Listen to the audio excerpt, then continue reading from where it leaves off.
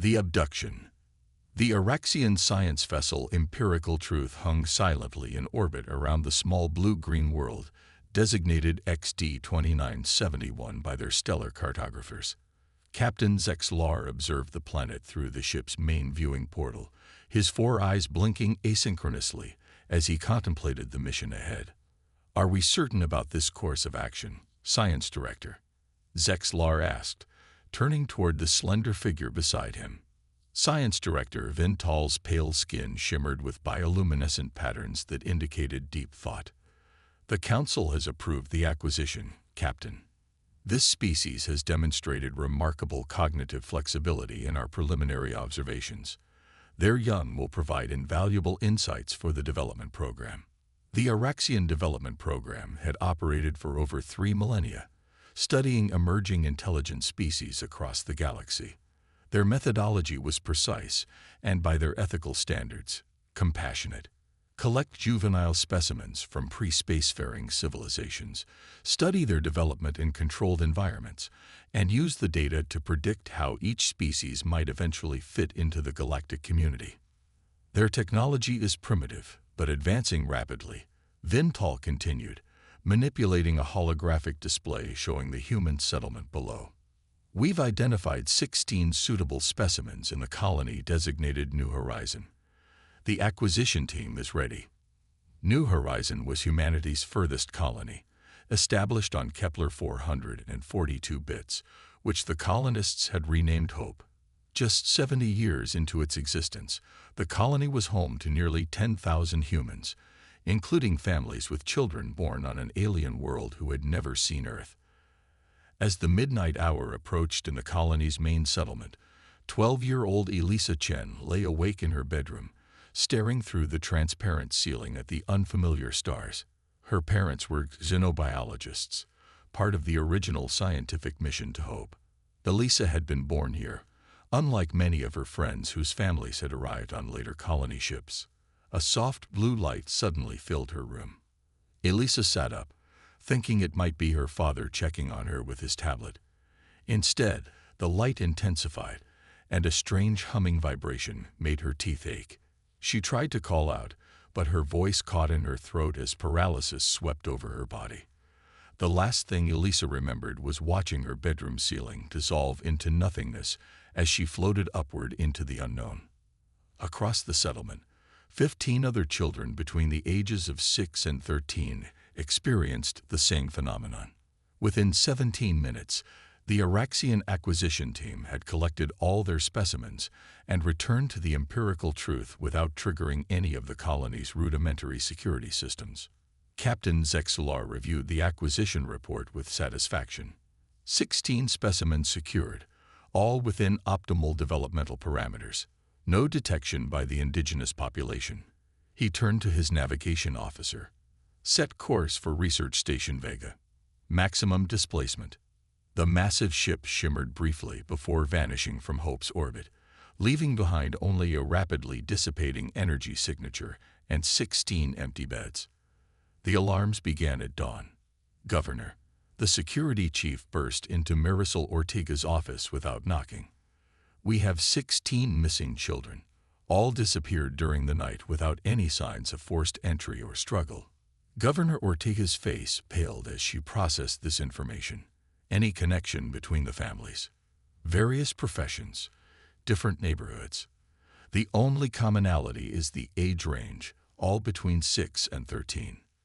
Within hours, every available colonist was searching the settlement and surrounding wilderness.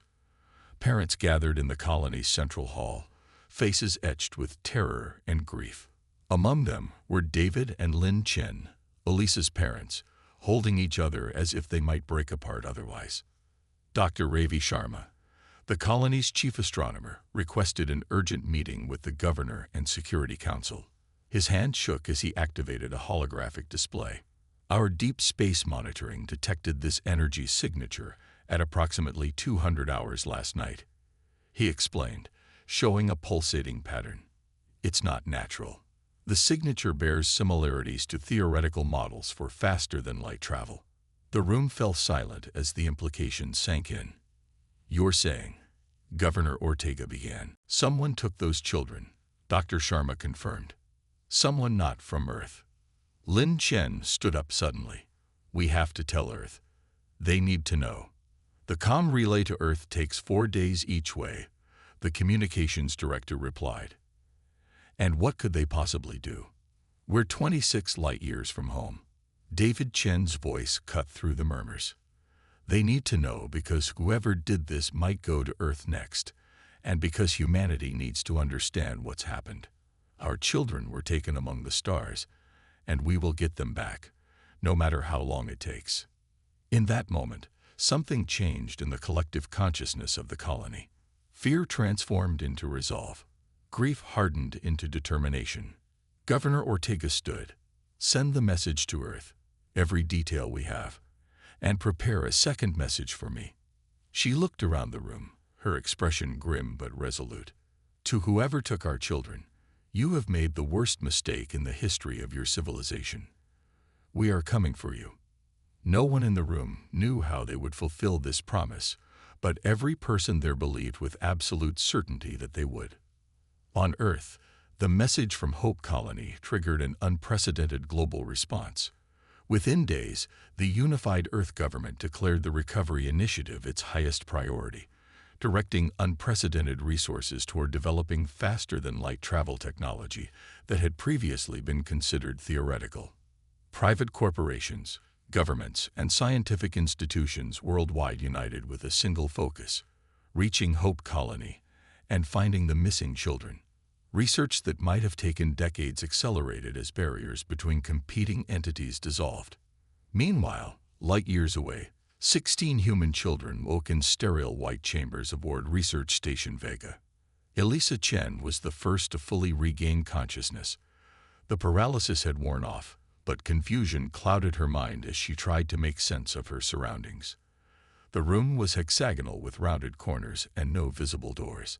A bed that seemed to hover a few inches above the floor was the only furniture. "Hello," she called, her voice sounding strange in the unfamiliar acoustics.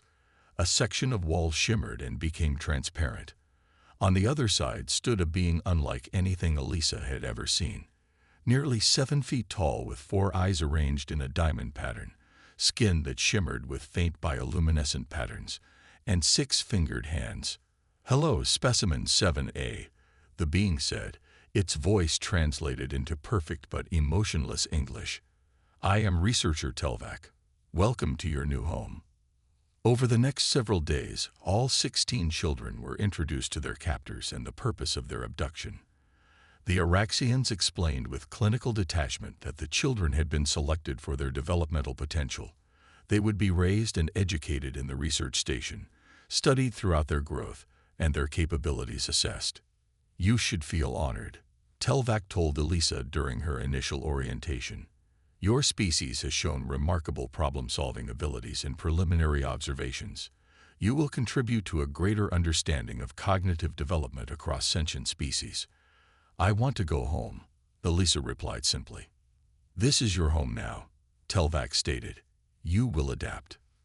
The children were housed in a dedicated section of the massive research station, which orbited a neutron star in a system 12 light-years from Hope. Each child had private quarters but was brought together with the others for education, assessment, and what the Araxians called socialization periods. 8-year-old Marcus Rivera, the youngest boy taken from Hope, spent the first week crying for his parents. 13-year-old Zhen Wang, the oldest among them, maintained a stoic silence, observing everything with calculating eyes. By the second week, Elisa had mapped their entire living section in her mind and begun identifying patterns in the Araxians' behavior. During one socialization period, she gathered the other children in a corner of the common area where the monitoring devices had a blind spot she discovered. "We need to work together," she whispered. "They're studying us, but we can study them too. Learn their technology, their weaknesses. Someday we'll use that knowledge to get home." "They're aliens with spaceships," 10-year-old Jamal Abbas objected. "How can we possibly fight them?" "We don't have to fight them yet," Zhen interjected. "We just need to understand them." Knowledge is power, and we have something they don't expect. What's that? Asked 6-year-old Sofia Novak, the youngest of the group. Elisa smiled grimly. They took human children. They have no idea what that means. Our parents will never stop looking for us, and we will never stop trying to get back to them. So began the children's resistance. While appearing to cooperate with their captors' educational programs and behavioral assessments, they created their own parallel structure. Elisa became their unofficial leader, with Jen as her strategic advisor. They learned the Araxian language without revealing their proficiency. They studied the technology around them, carefully observing how the researchers interacted with the station's systems. They created coded communications that looked like childish drawings to their captors, but contained detailed observations about station operations, researcher rotations, and potential vulnerabilities. Years passed. The children grew older, their resolve hardening rather than diminishing with time. The Araxians noted with scientific interest how the human specimens maintained stronger social bonds than most species in their program, demonstrating remarkable cooperation and emotional resilience. What the researchers failed to understand was that these traits weren't just being observed, they were being weaponized. 7 years after the abduction, 16-year-old Elisa sat in her quarters, now expanded to accommodate her growth. She was reviewing technical schematics she had memorized from glimpses of researcher tablets when her door chimed, announcing researcher Telvac's arrival. Your cognitive assessment results continue to exceed our models, Telvac said, displaying a holographic chart. Your species demonstrates unusual adaptability. Elisa smiled politely. We try our best to meet expectations. What she didn't say was that back on Hope and Earth, that same human adaptability was about to demonstrate itself on a scale the Araxians couldn't imagine. The Reckoning. Admiral David Chen stood on the bridge of the UES Phoenix, humanity's first faster-than-light-capable warship. 7 years of unprecedented technological development had culminated in this moment. The ship housed a crew of 300, including the most brilliant scientific minds Earth had to offer, alongside military personnel trained specifically for this mission. Lin Chen, now the lead xenobiologist for the Recovery Initiative, joined her husband on the bridge. Both had aged more than 7 years, their faces lined with grief and determination. Final systems check complete, Admiral, reported Commander Yusuf Abbas, whose son Jamal was among the missing. All stations report ready for displacement jump. David nodded, his eyes fixed on the main viewport showing Earth's orbital dockyards. 5 additional ships of varying sizes flanked the Phoenix, comprising humanity's first interstellar rescue fleet. 7 years, Lin whispered. Do you think she'll even remember us? David took his wife's hand. She remembers. All of them do. He turned to the communications officer. Send the message to all ships. Operation Homecoming is now active. Throughout the fleet, parents of the missing children served in various capacities. Some, like the Chens, had scientific or military backgrounds that made them natural choices for the mission. Others had trained relentlessly to qualify for positions, driven by the need to participate in their children's rescue. Displacement drive engaging in 3, 2, 1, announced the navigation officer. Space around the Phoenix seemed to fold inward before snapping back. The stars blurred momentarily before resolving into an entirely different configuration. Where Earth had been moments before, now the distant sun of Hope Colony's system shone. Jump successful, Admiral, reported the navigation officer, unable to keep the awe from her voice. We've traveled 26 light-years in under 2 minutes. A cheer erupted across the bridge. Humanity had truly joined the interstellar community, not by invitation, but by sheer force of will. The fleet remained at Hope Colony for 3 days, gathering additional personnel and refining their intelligence. The colony's deep space monitoring had continued tracking the mysterious energy signature from the night of the abduction, extrapolating its likely trajectory. On the 4th day, the 6-ship fleet departed Hope, following the path of the children's abductors. 4 more displacement jumps brought them to a neutron star system, where their sensors detected a massive artificial structure in orbit. Research Station Vega was a sprawling complex nearly 3 miles across, its curved hull studded with observation domes and communication arrays. It rotated slowly, generating artificial gravity for its inhabitants, while research modules extended outward like the spokes of a wheel. Multiple life signs detected, reported the sensor officer. Various species, including human. Lynn gripped her husband's arm. "They're alive," she whispered. "Deploy the fleet in defensive formation," David ordered. "Open a channel to the station." Inside Research Station Vega, alarms blared as the Araxian security team detected the approaching vessels. "Unknown ships entering the system," reported the security chief to Station Director Rinmol. "Configuration does not match any known species in our database." Rinmol's bioluminescent patterns flashed with concern. "How did they find us?" "No pre-FTL civilization should have this capability." On the human living level, the alarms triggered the plan that had been years in the making.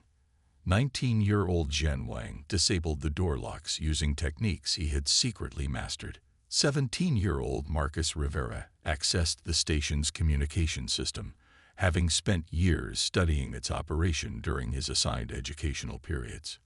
Elisa, now 19, gathered the younger ones. "This is it," she told them. 7 years of preparation. We don't know who's out there, but we're ready either way." Throughout the station, the 16 humans moved with practiced precision, implementing the escape and sabotage plan they had refined over thousands of whispered conversations. On the Phoenix, a communication channel opened. The face that appeared on the main view screen was distinctly alien, 4 eyes blinking independently, skin shifting with patterns of light. "This is Station Director Rinmol of the Araxian Science Directorate. Unidentified vessels, you have entered restricted space. State your purpose." Admiral Chen stepped forward. "This is Admiral David Chen of the United Earth Fleet. You have abducted children from our colony world. We have come to take them home." The alien skin flashed rapidly. "Your technological advancement is unexpected. The development program is sanctioned by the Galactic Council. The specimens were acquired according to established protocols for pre-FTL species." "They are not specimens," Lynn interrupted, stepping into view. "They are our children. Your emotional attachment is noted but irrelevant," Rinmol replied. "The research being conducted here is vital to understanding cognitive development across sentient species. The subjects are treated well and educated far beyond what your civilization could provide." David's voice hardened. "You have exactly 1 hour to return all 16 children to our custody, unharmed. After that, we will retrieve them ourselves." The communication ended. On the bridge of the Phoenix, Commander Abbas approached the Admiral. "Sir, their technology still appears to be significantly advanced compared to ours. If this comes to combat." "It won't be combat," David replied. "It will be rescue, and we've spent 7 years preparing for exactly this scenario." Throughout the fleet, specialized teams readied for boarding operations. The ships carried non-lethal suppression technology, advanced hacking systems, and environmental suits designed to function in a variety of atmospheric conditions. As the hour deadline approached, strange fluctuations began appearing in the research station's energy signature. "Sir," reported the Phoenix's sensor officer, "there appears to be some kind of internal disruption within the station. Power fluctuations, atmosphere venting in certain sections, internal communication failures." A small smile crossed David's face. "They remember us," he said softly. Inside the station, chaos reigned. The human children had executed their plan flawlessly, using their years of careful observation and preparation to maximum effect. Life support systems in non-residential areas shut down. Security barriers between sections failed. Communication systems broadcasted contradictory evacuation orders. In the main control center, Director Rinmol struggled to understand what was happening. "How is this possible?" he demanded as another system went offline. "The human specimens," gasped the security officer. They've escaped containment, and they seem to be coordinating the disruptions. Impossible, Renmol dismissed. They're merely subjects. They couldn't possibly understand our systems to this degree. At that moment, every display in the control center changed to show a single message in Araxian script. You should never have taken human children. As the hour deadline expired, the UES Phoenix led the fleet toward the station. No defensive fire emerged to meet them. The boarding teams launched, entering through airlocks that mysteriously opened to receive them. Elisa Chen was waiting at the primary airlock when the first team of human soldiers entered the station. For a moment, she didn't recognize the woman in the lead position, her face older than in Elisa's memories, but achingly familiar. "Mom," she whispered. Lin Chen's professional demeanor cracked as she saw her daughter, no longer the 12-year-old who had been taken, but a young woman of 19.